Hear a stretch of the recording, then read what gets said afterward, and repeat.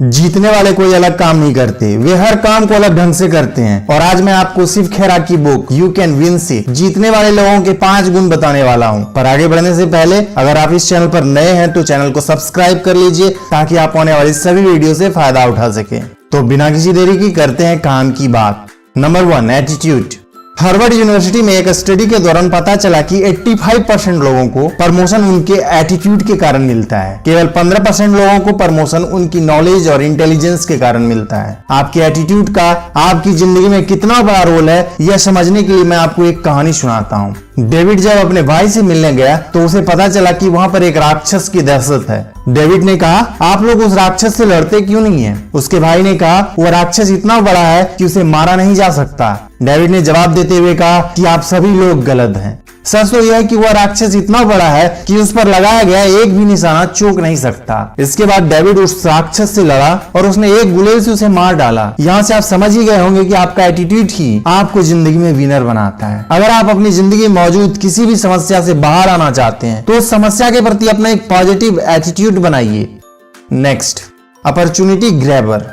आपको इसे समझने के लिए मैं एक कहानी सुनाता हूँ। एक साधु था, वह भगवान का बहुत बड़ा भक्त था। एक बार गांव में बहुत भीषण बाढ़ आई, चारों तरफ पानी ही पानी दिखाई देने लगा। सभी लोग अपनी जान बचाने के लिए ऊंचे स्थानों की तरफ बढ़ने लगे। जब लोगों ने देखा कि साधु महाराज अभी भी पेड़ के नीचे बैठे हैं तो उन्हें यह जगह छोड़ने की सलाह दी। पर साधु ने कहा, तुम लोग अपनी जान बचाओ, मुझे तो मेरा भगवान बचाएगा। धीरे धीरे पानी का स्तर बढ़ता गया और पानी साधु के कमर तक आ पहुंचा। इतने में वहां से एक नाव गुजरी। मल्लाह ने कहा, हे साधु महाराज, आप इस नाव पर सवार हो जाइए, मैं आपको सुरक्षित स्थान तक पहुंचा दूंगा। नहीं, मुझे तुम्हारी मदद की आवश्यकता नहीं है, मुझे तो मेरा भगवान बचाएगा। कुछ देर बाद बाढ़ और प्रचंड हो गई। साधु ने पेड़ पर चढ़ना उचित समझा और वहां बैठकर ईश्वर को याद करने लगा। तभी अचानक उन्हें गड़गड़ाहट की आवाज सुनाई दी। एक हेलीकॉप्टर उनकी मदद के लिए आ पहुंचा। बचाव दल ने एक रस्सी लटकाया और साधु को उसे जोर से पकड़ने का आग्रह किया। पर साधु फिर से बोला, मैं इसे नहीं पकड़ूंगा, मुझे तो मेरा भगवान बचाएगा। उसकी हट के आगे बचाव दल भी उन्हें लिए बगैर वहां से चला गया।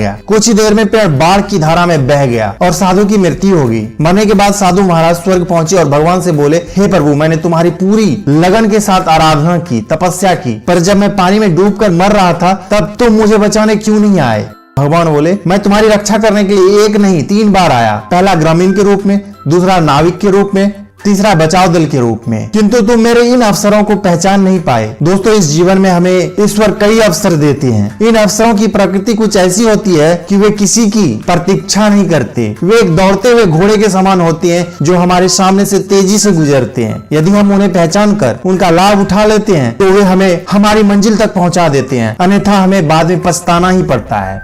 Next, ready for success. अगर आप किसी भी कामयाब इंसान की सफलता की कहानी जानेंगे तो आप पाएंगे कि वह इंसान बहुत सी असफलताओं को पार करके कामयाब बना। मैं आपको ऐसे इंसान की कहानी सुनाता हूँ जिसने सफल होने से पहले असफलताओं का समंदर पार किया। उस आदमी ने 21 साल की उम्र में व्यापार में असफलता प्राप्त की। 22 साल की उम्र में चुनाव हार गया। 24 साल की उम्र में उसने फिर से व्यापार में असफलता का सामना किया। 26 साल की उम्र में उसकी पत्नी की मृत्यु हो गई। 27 साल की उम्र में उसका मानसिक संतुलन बिगड़ गया। 34 साल की उम्र में वह चुनाव हार गया। 45, 47 और 49 साल की उम्र में उसे चुनाव में हार का सामना करना पड़ा। लेकिन 52 साल की उम्र में वह अमेरिका का राष्ट्रपति चुना गया। उस व्यक्ति का नाम अब्राहम लिंकन था। अब मैं आपसे एक सवाल पूछता हूँ कि क्या आपकी नजर में अब्राहम लिंकन एक असफल इंसान थे? आप 1 मिनट के लिए सोचिए। उन्होंने इतनी असफलताओं का सामना किया, अगर वे चाहते तो मैदान छोड़ सकते थे, लेकिन उन्होंने ऐसा नहीं किया क्योंकि वे जानते थे कि हार केवल एक भटकाव थी, सफर का अंत नहीं। आप अपने बारे में क्या सोचते हैं, यह बात आपकी जिंदगी में बहुत अधिक मायने रखती है। अगर आप सोचते हैं कि आप अपनी जिंदगी में कुछ नहीं कर सकते तो आप कभी भी कुछ बड़ा हासिल नहीं कर पाएंगे। वहीं दूसरी ओर अगर आप चाहते हैं कि आप अपनी जिंदगी में बहुत कुछ कर सकते हैं तो आप सच में बहुत कुछ कर जाएंगे। इसलिए आपका ध्यान हमेशा हाई सेल्फ स्टीम की तरफ होना चाहिए। सेल्फ स्टीम आपके काम करने की क्षमता को बढ़ा सकता है। आपको अच्छे तरीके से समझाने के लिए मैं आपको हाई सेल्फ स्टीम और लो सेल्फ स्टीम वाले लोगों में अंतर बता देता हूँ। हाई सेल्फ स्टीम वाले लोगों के पास बात करने के लिए क्रिएटिव आइडिया होते हैं। उन्हें दूसरों की फिक्र होती है। इनके पास हमेशा ही बात करने के लिए काम की बातें होती है और वे गिवर होते हैं। लो सेल्फ स्टीम वाले लोग आइडिया के बजाय लोगों की बातें करते हैं। ये दूसरों के बारे में कभी कुछ नहीं सोचते। ये अक्सर ही दूसरे लोगों से आर्ग्यू करते हैं। ये लोग गिवर नहीं, टेकर होते हैं। अब आप समझ ही गए होंगे कि आपके पास हाई सेल्फ स्टीम होना कितना जरूरी है। Next, goal setting. क्या आपने कभी सोचा है कि ज्यादातर लोग विनर क्यों नहीं बन पाते? असलियत में उन्हें पता ही नहीं होता कि उन्हें क्या चाहिए, यानी कि उनके पास कोई गोल नहीं होता। एक बार एक यात्री ने एक चौराहे पर आकर एक व्यक्ति से पूछा, यह रास्ता कहाँ जाता है? उस व्यक्ति ने पलटकर पूछा, तुम कहाँ जाना चाहते हो? उस यात्री ने कहा, मैं नहीं जानता। यह सुनकर वह व्यक्ति बोला, फिर तो कोई भी रास्ता पकड़ लो, क्या फर्क पड़ता है? लेखक के अनुसार आपका गोल स्मार्ट होना चाहिए। मैं आपको स्मार्ट का मतलब अच्छे तरीके से समझा देता हूँ। एस फॉर स्पेसिफिक, यानी कि स्पष्ट। फॉर एग्जाम्पल, अगर आप वजन घटाने की सोच रहे हैं तो यह सिर्फ एक इच्छा है। यह गोल तब बनेगा जब आप ये तय कर लेंगे कि आप कितने दिनों में वजन घटाएंगे। एम फॉर मेजरेबल, यानी कि जिसे मापा जा सके। अगर आप अपने गोल को माप नहीं सकते तो आप उसे प्राप्त भी नहीं कर सकते। ए फॉर अचीवेबल, यानी कि हासिल करने के काबिल। आपका गोल कठिनाइयों से भरा होना चाहिए लेकिन नामुमकिन नहीं। आर फॉर रियलिस्टिक, यानी कि वास्तविक। अगर कोई इंसान एक दिन में 20 केजी वजन घटाना चाहे तो यह असंभव है, इसलिए आपका गोल वास्तविक होना चाहिए।